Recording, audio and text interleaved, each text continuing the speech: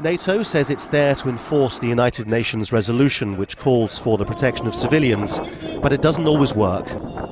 The news on Saturday that a NATO airstrike had killed a number of rebel fighters instead of Gaddafi's troops follows hard after a separate incident in which another airstrike near Brega ended up killing several civilians, including children. They are using civilians as a shield, yes.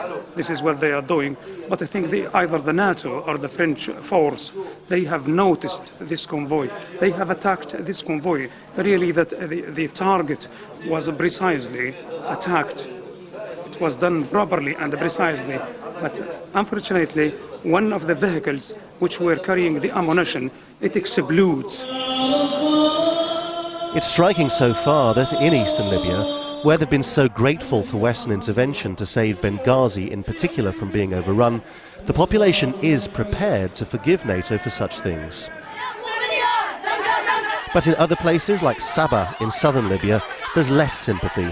Here, journalists were taken on a tour by the Gaddafi regime where it was claimed a hospital and houses had been mistaken for a weapons dump. The locals said that that was not an easy mistake to make. The fire looks like a nuclear bomb. Even given the obvious support here for the outside world, all these things have the potential, at least, to make the political class of eastern Libya more than a little nervous. Even if their own populations are prepared to forgive NATO's mistakes for the time being, clearly it doesn't help the rebel cause militarily, and crucially, it gives Gaddafi's spokespeople, rather than them, propaganda ammunition as well. The outside world too is nervous about sending ground troops in, even if that would avoid the potential for killing civilians. That's now prompted the European Union to suggest copying a model it used in Bosnia, sending in soldiers, not to fight Gaddafi, but to get civilians out of the way of the fighting.